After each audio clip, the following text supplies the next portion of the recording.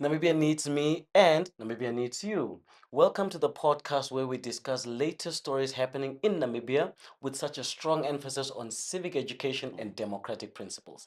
My name is Ginola Nosep alongside my colleague Ethni Maj, and we are joined by the guest with the most charisma, social media influencer, fashion brand. You know, she's your go to girl for all things fashion, entertainment, and beauty. And we're going to have a very lovely discussion with her today. We talk about something that can be described as ministerial overreach. Yeah. Something good happened for Namibia. Someone who's corrupt got called out. Yeah. Was it really good? Let's get into it.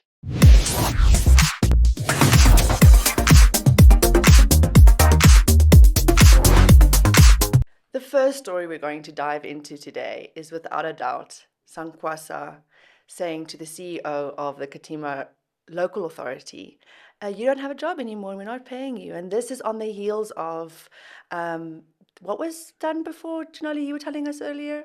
Yeah, so basically, what the minister did a few months back was that he completely dissolved the Katima Mulilo Town Council, meaning as it stands, the local authority is operating without a town council at all. And as of recently, what he then did was again suspended the CEO for 6 months, sadly without pay. This Can't breaks imagine. Janola's heart. Wow, 6 months is a Because long in some time. cases you do see how CEOs when they're suspended at least for 2 years, like the guy is just going with pay, suspended with pay, while the investigation is ongoing. I loved your comparison, Janola was saying earlier.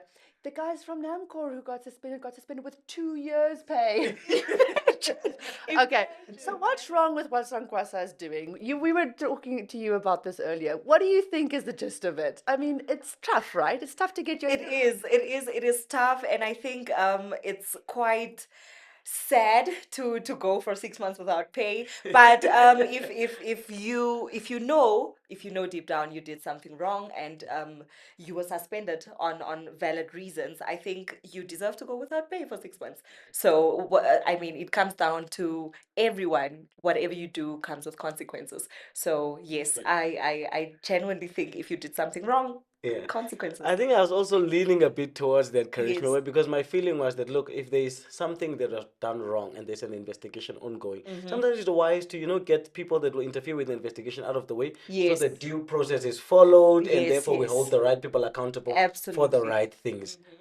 But But what, Janola? How can it be wrong to suspend someone who's Someone corrupt? who's corrupt, yes. But the idea here is that you see the moment you have such minister is at national level, and he's now making decisions at local authority level. W- That could seem as like it's undermining the essence of decentralization. Okay, so but what is decentralization? Yeah. So I think this is something that is so important to our democracy. Yeah. And yet it's not something that people really know about. Know about, yes. What is decentralization? Why is it important? I don't even know it's a thing. Actually, decentralization is the reason we have 2 elections, one last year, one this year. Decentralization is the reason we have a National Assembly and a National Council, bicameral, 2 houses of parliament. Decentralization is the reason why we don't only have a central government in Windhoek, but also local and regional governments in every every single region. constituency. What's the point of decentralization? You know, like I mean, did you hear about decentralization before we were yapping about it today?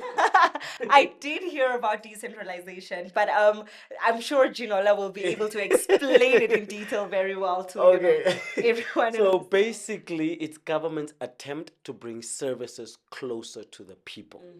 Meaning, if you want water, an ID, a birth certificate, Yes. and you are sitting all the way there in Katima Mulilo, you don't need to come to Windhoek to get water when you open your tap, or you don't need to come to Windhoek to get your ID. The services are brought to you, and that's why there are institutions that must be in that town to therefore provide these services. So, and that is basically what decentralization is: I have a bringing the totally services different take. to the people. Totally different take. Okay. Okay. Because I don't think you're wrong, but I Yeah. don't think that's the core of decentralization. I think the core of decentralization is to dilute power so that power is not concentrated only in Windhoek, but that you also have representation, not only service delivery, representation in the regions. So we were talking earlier. Yeah. I was gonna say, I'm so happy you mentioned the fact that power is not only focused in one office. That's why there's decentralization, because with this Minister of Mines and Energy being suspended as well, I am afraid people stress that concentration is only in one office because of the suspension of the minister, which is quite I think it is quite a sad situation, but also at the same time, people are excited to see and hear how all this will play out. Even within the president removing a minister, which is within central government, Yes. she really is the minister's boss. Mm. She really does. No one's arguing, have the power to dismiss Yes. him. And she's already put someone else in his place, by the way. So it's not in her office anymore within one day. Oh, okay. But, Okay.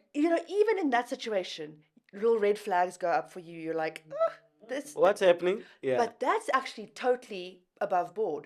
But Okay. for a minister to remove the CEO of a local council, that's like not supposed to be his boss. So again, like Ms. Charisma was saying, when this law that allowed this to happen today was amended in 2017, back then Ms. Charisma was saying this borders on being unconstitutional, because what's the use of going to elections in November if the person I'm voting for can be removed by someone else I didn't vote for? Any point in time, anytime, So yes, it So that little definitely red flag that concerning. goes up for you Yes. there when it comes to the president actually dismissing one of her own ministers, something she's totally allowed to do, Allowed to do, is the yes. same red flag that should go up for us when a minister sacks the CEO of a local council. But because we don't understand, the flags don't go up. Yeah. And I think the Yes, other thing that, absolutely. especially us as young people, also don't understand is that, yes, the minister was within his rights. Like, as in that amended act allowed him to be able to remove,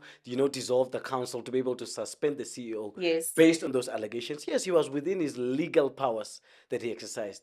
However, as a sitting minister, that kind of act undermines decentralization, where there are no other instruments of leadership, maybe even at regional level, Yes. that could make those decisions. That way, you still know that, okay, it's not top down. It's therefore, Yes, we're still, like we are still at we the same still have- level yes, of, yes. or the decision was made regionally. So my feeling also is that, so in the event that you have a minister that has that kind of power and that exercises that kind of power, in the long run, how would it then affect, the autonomy of regional councils? Exactly. And is that kind of over regional a little bit dangerous, although it's necessary in this event, maybe like to curb corruption?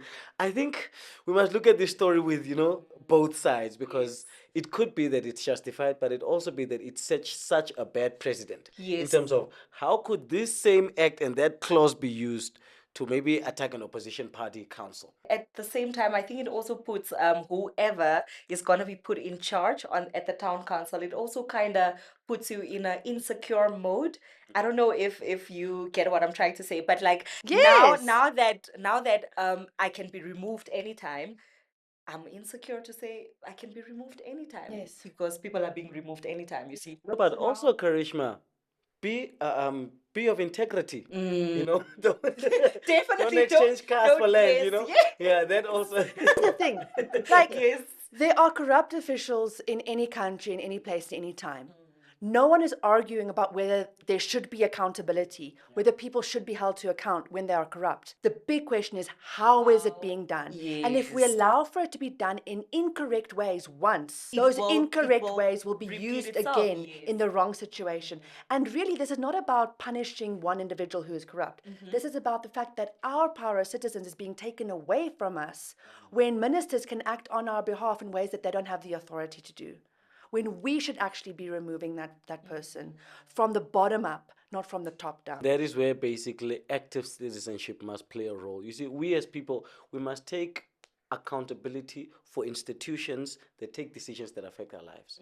For instance, let's say if you're in Katima Mulilo now, the fact that you open the tap, it's your town council that is responsible for that. And if there are things there that you don't like, as citizens, come together, make decisions, take actions that could either address a particular situation or that could improve the livelihoods of the people. So it will always come back to what role must people play individually now to be able to address these things so that there's no need for a minister to For a step minister in. to step Yeah. in, absolutely. As I was telling you earlier, Yeah. Janola's always emphasizing personal And responsibility. you are. I'm always saying the system. And the system that allowed this to happen is this act, which was amended very controversially a few years ago, and which is still being allowed to just be there.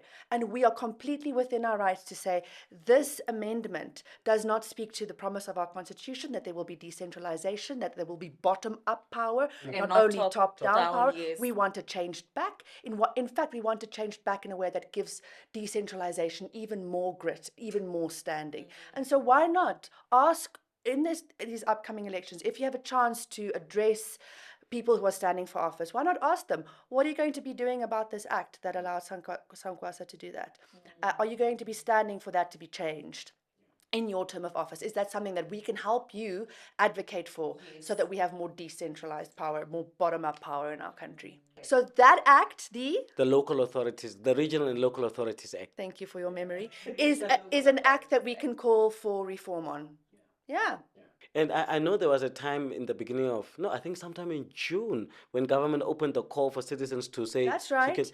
I mean, the call is now closed, but any citizen can at any time write to the National Assembly for an amendment of a law to be considered, or directly to the Ministry of Justice, specifically to the ED. That is amazing. I'm sure people didn't know about that. Yeah. That is absolutely.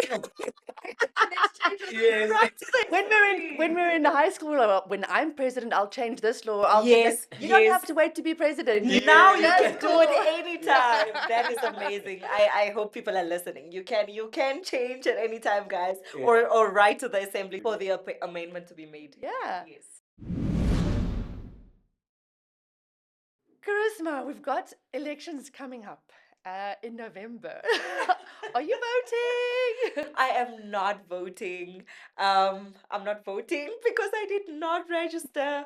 But I definitely do encourage those who register to vote, because registering and not voting is kind of like the same, like buying a kettle and boiling your water in a pot. Yeah. So so please do vote, guys. And I would also like to add on that I definitely appreciate spaces like Namibia Needs Me, because it definitely enlightens the youth or young adults like me to, have a better idea on who you're voting for, how you can vote, do research and stuff like that. So Just love your honesty. So many of us are like, oh, well, I vote every year. No, sometimes we don't. And sometimes Yes. the only reason is I didn't get my stuff in order on time. yes. Danola, have you ever not voted? No, I've always voted. Oh my And even when I was not of voting age, I was an election observer. Okay. So, but it's just a personal interest, because I'm, politically involved like that, But I know there are a lot of young people that are out there that are not like that. And we really appreciate that. So, Charisma, I think your task is even more this year, because you're not voting, because now you have a task to make sure that your colleagues vote, your friends Definitely. vote, your followers vote. Definitely, I'll make sure. I'm there with you. I've also often not just gotten my stuff together to vote on Yes. time, and I've been traveling, and it does make me feel a little bit apologetic. But today I had a thought while we were at the workshop earlier. Sometimes, actually, you can think of not voting as voting for the worst possible candidate. Or party, yes. Right? If you don't vote, you're in effect voting for the worst possible outcome. I mean, whether you vote or not, those who vote still has an impact on your life, because you're the one. You're the citizen. So next voting cycle, we're all voting. Yeah. Yes, we are. Thank you, guys. All right. Janola and I love chatting to Charisma. It's always nice to make seemingly intimidating conversations just plain and easy.